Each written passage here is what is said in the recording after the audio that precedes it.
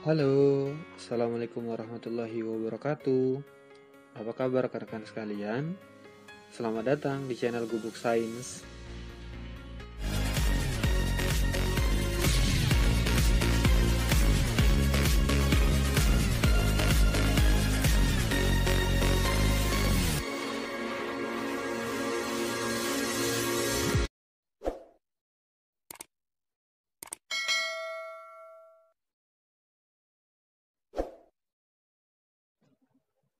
Nah, pada channel ini kita akan berdiskusi dan belajar soal SKB, yaitu seleksi kemampuan bidang, khususnya untuk formasi peneliti. Bagi teman-teman yang mengambil formasi di LIPI, Batan, Lapan, dan beberapa instansi lainnya. Semoga soal-soal ini bermanfaat ya, karena soal-soal ini disusun berdasarkan bidang formasi CPNS untuk seorang peneliti. Mudah-mudahan teman-teman semua bisa mendapatkan nilai terbaik nantinya. Untuk sumber dan atau referensinya sudah saya letakkan di deskripsi ya. Oke, untuk berpersingkat waktu, kita mulai. Soal nomor 1. Suatu pengembangan ilmu pengetahuan tidak terlepas dari kewajiban menjunjung tinggi nilai-nilai kemanusiaan seperti etika dan moral. Oleh karena itu, untuk mencegah terjadinya pelanggaran dalam suatu penelitian diperlukan A. Prinsip etika penelitian, B. Kaidah etika penelitian, C. Kode etik penelitian, D. Moral etik penelitian, atau E. Pedoman tanggung jawab penelitian. Maka jawabannya yang benar adalah C. Dalam suatu penelitian, untuk mengembangkan ilmu pengetahuan dan agar terhindar dari penyalahgunaan serta pelanggaran bagi seorang peneliti, maka disusunlah kode etik penelitian. Nomor 2, Peraturan nomor 6 /E/2013 tentang kode etik peneliti merupakan landasan bagi para peneliti untuk menjalankan tugas dan menjaga agar tidak terjadi penyimpangan. Di tingkat nasional, yang berperan sebagai instansi pembina jabatan fungsional peneliti di Indonesia adalah A. Lapan, B. Batan, C. BMKG, D. LIPI, E. Kemenpar RB. Maka jawabannya adalah D. Bahasanya, LIPI atau Lembaga Ilmu Pengetahuan Indonesia berperan sebagai instansi pembina tingkat nasional yang menerbitkan Peraturan Kepala LIPI nomor 6 /E/2013 tentang kode etik peneliti. Selanjutnya nomor 3, maksud dan tujuan penerapan kode etik peneliti merupakan upaya penting untuk memelihara integritas. Tugas seorang peneliti yang juga merupakan kunci pembaharuan dan kemajuan ilmu pengetahuan dan teknologi adalah A. Melakukan kegiatan penelitian dengan kreativitas yang mampu melahirkan bentuk pemahaman baru dari persoalan di lingkungan.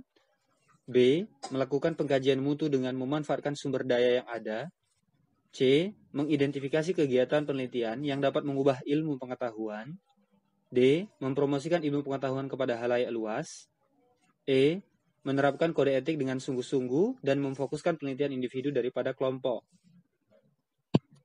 Maka jawabannya adalah A. Salah satu tugas seorang peneliti adalah melakukan kegiatan penelitian dengan kreativitas, sehingga mampu menghasilkan pemahaman dan kemampuan baru. Ini merupakan kunci pembaharuan dan kemajuan ilmu pengetahuan. Soal nomor 4, suatu penelitian yang berorientasi pada peningkatan dan keperanatan ilmu pengetahuan, sehingga dapat menjelaskan berbagai konsep yang belum terjelaskan, atau lebih memajukan pertumbuhan pemanfaatan ilmu pengetahuan, merupakan definisi dari A. Penelitian empiris, B. Penelitian dasar, C. Penelitian terapan, D. Penelitian berkelanjutan, atau E. Penelitian berorientasi teknologi. Maka jawabannya adalah B. Jika penelitian tersebut berdasar pada peningkatan dan keperanatan ilmu pengetahuan dan dijadikan untuk menjelaskan beberapa konsep yang belum terjelaskan, maka itu adalah penelitian dasar. Oke, nomor 5. Berikut ini adalah kegiatan-kegiatan yang dilakukan dalam penelitian non-eksperimental adalah A. Kegiatan penelitian dan pengembangan, B. Kegiatan survei dan penelitian, C. Kegiatan pengkajian dan survei, D. Kegiatan berbasis laboratorium, atau E. Kegiatan laboratorium dan lapangan. Maka jawabannya adalah C. Kegiatan non-eksperimental lebih menitik beratkan pada kegiatan pengkajian suatu permasalahan dan dapat dilakukan dengan sebuah survei. Nomor 6. Seorang peneliti yang telah berhasil mempublikasikan hasil penelitiannya di beberapa artikel, proceeding, dan jurnal baik skala nasional maupun internasional, hal ini menandakan bahwa ia telah A. Memberikan kontribusi kepada bangsa dan negara, B. Memberikan sumbangsi kekayaan pikiran kepada semua orang, C. Memberikan kontribusi dasar penelitian dan pengembangan ilmu pengetahuan demi kesejahteraan manusia, D. Menciptakan karya-karya ilmiah yang dapat dibaca dan disitasi oleh peneliti lainnya, E. Meninggalkan rekam jejak yang baik di dalam dunia penelitian. Maka jawabannya adalah C. Sebagai peneliti harus melakukan penelitian, pengembangan dan pengkajian terhadap suatu ilmu pengetahuan. Kemudian, penelitian tersebut selanjutnya dipublikasikan sebagai kontribusi untuk kesejahteraan manusia di masa mendatang. Oke, lanjut nomor 7. Maksud dari konflik kepentingan dari suatu penelitian adalah A. Situasi di mana keputusan yang lebih luas dipengaruhi oleh kepentingan bersama yang mengambil kepentingan tersebut. B. Situasi di mana keputusan yang lebih luas dipengaruhi oleh kepentingan pribadi orang yang mengambil kepentingan tersebut. C. Kondisi perubahan keputusan seseorang untuk mengambil langkah-langkah strategis. D. Kondisi seseorang yang bermasalah pada penelitiannya. Atau E. Situasi dan kondisi seorang peneliti yang berkonflik dengan teman sejawatnya dan keluarganya. Maka jawabannya adalah B. Konflik kepentingan adalah situasi di mana keputusan yang lebih luas dipengaruhi oleh kepentingan pribadi orang yang mengambil kepentingan tersebut. Nomor 8. Jika ada peneliti yang mengambil alih gagasan atau kata-kata tertulis dari seseorang tanpa pengakuan pengambil alihan dan dengan niat menjadikannya sebagai bagian dari karya keilmuan yang mengambil, maka hal ini disebut tindakan A. Pidana, B. Perdata, C. Pelanggaran hak cipta, D. Penipuan terstruktur, atau E. Plagiarisme. Maka jawabannya adalah E. Plagiarisme merupakan pengambil alihan ide, gagasan, tulisan seseorang secara diam-diam, atau tanpa sepengetahuan pemiliknya, atau tanpa mencantumkan sumber referensinya. Nomor 9. Berikut adalah beberapa sikap dalam penelitian. 1. Kejujuran, 2. Kepedulian, 3. Keterbukaan, 4. Tanggung jawab, 5. Saling menghargai, 6. Kerukunan. Sikap yang harus dimiliki oleh seorang peneliti adalah bernomor A. 1, 2, 3, dan 4, B. 1, 3, 4, dan 5, C. 1, 3, 4, dan 6, D. 1, 4, 5, dan 6, atau E. Semua benar kecuali nomor 6. Maka jawabannya adalah B. Pembahasannya, seorang peneliti minimal harus memiliki sikap kejujuran, keterbukaan, tanggung jawab, dan saling menghargai. Oke, nomor 10. Suatu tanggung jawab oleh seorang peneliti dengan tidak melakukan kegiatan yang dapat menimbulkan kerugian besar dari manfaatnya bagi masyarakat merupakan tanggung jawab secara A. Moral, B. Etika, C. Ekonomi, D. Sosial, E. Integral. Maka jawabannya adalah D. Yaitu pembahasannya, peneliti mempunyai tanggung jawab secara sosial dengan tidak melakukan kegiatan yang dapat memunculkan kerugian yang lebih besar dari manfaatnya bagi masyarakat. Soal nomor 11. Penelitian yang melibatkan manusia, organ manusia, dan data pribadi harus memastikan bahwa A. Telah mematuhi semua persyaratan etika dan hukum serta pedoman yang berlaku, B. Mematuhi semua peraturan perundang-undangan, C. Tidak ada unsur kesengajaan dan keterbukaan kepada objek yang akan diamati, D. Tidak mengandung sara, atau E. Mendapat persetujuan dari instansi pembina pusat nasional. Maka jawabannya adalah A. Pada objek penelitian yang melibatkan manusia, organ manusia, atau data pribadi, maka seseorang peneliti harus mematuhi semua persyaratan etika dan hukum serta pedoman yang berlaku.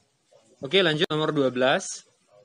Sebelum melakukan penelitian yang berkaitan dengan manusia, organ manusia, dan data pribadi, maka seorang peneliti harus menginformasikan A. Bahwa manfaat dan kegunaan dari penelitian terkait, B. Bahwa di dalam penelitian nanti akan menjadi tanggung jawab si peneliti dan peserta, C. Bahwa teknologi saat ini sangat bersahabat untuk penelitian, D. Bahwa bahan dan data akan disebarluaskan tanpa pengetahuan peserta penelitian.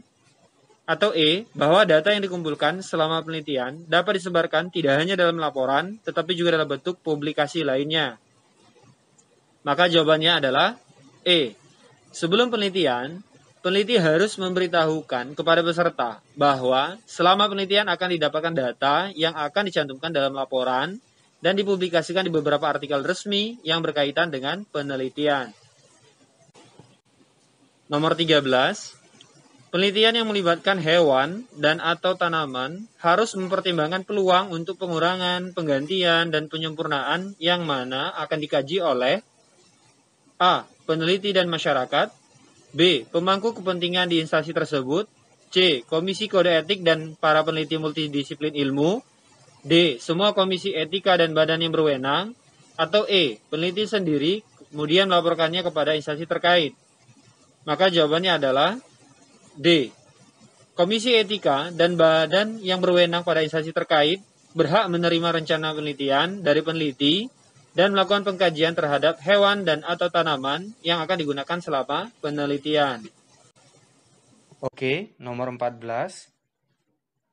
Dalam pelaksanaan penelitian, peneliti berperilaku tidak menyimpang dari metodologi penelitian dan menyadari bahwa kegiatan penelitian dilakukan dalam cakupan dan batas yang diperkenankan oleh hukum dan perundangan yang berlaku dengan mengutamakan A. Kepentingan pribadi dan instansi, B. Kepentingan halayak ramai agar sejalan dengan perkembangan masa kini, C. Keselamatan semua pihak yang berkaitan dengan kegiatan yang dilakukannya, D. Kesehatan dan kemakmuran semua pihak agar terjaga suasana kondusif, atau E. Kebenaran dan kevalidan data yang dapat dipertanggungjawabkan.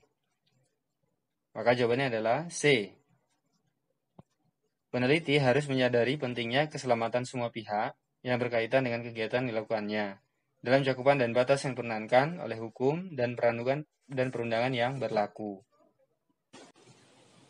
Oke, soal nomor 15. Jika ada pihak berwenang lain yang menginginkan dan meminta laporan hasil penelitian yang bersifat rahasia, peneliti harus A. Siap sedia apapun yang diminta karena yang meminta adalah pihak berwenang juga. B. Bertanya lebih dahulu kepada pihak yang berwenang tentang maksud dan tujuannya meminta laporan hasil penelitian. C. Tidak memberikan data rahasia tersebut karena data itu bersifat memang rahasia. D. Meminta izin kepada pemberi tugas atau pimpinan satuan kerjanya sebelum mengirim laporan tersebut. E. Meminta surat pengantar bahwa penelitian ini diperlukan oleh pihak berwenang dan diperuntukkan sebagaimana mestinya. Maka jawabannya adalah D. Meskipun pihak berwenang lain ingin meminta laporan hasil penelitian yang sifatnya rahasia, maka peneliti harus meminta izin terlebih dahulu kepada yang memberi tugas dan pimpinan satuan kerjanya sebelum mengirim laporan tersebut. Oke, itu tadi 15 soal SKB untuk formasi peneliti.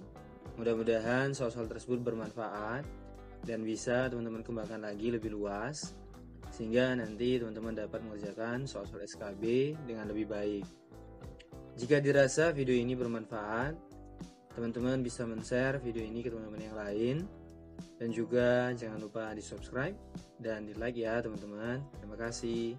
Sampai ketemu lagi. Assalamualaikum warahmatullahi wabarakatuh.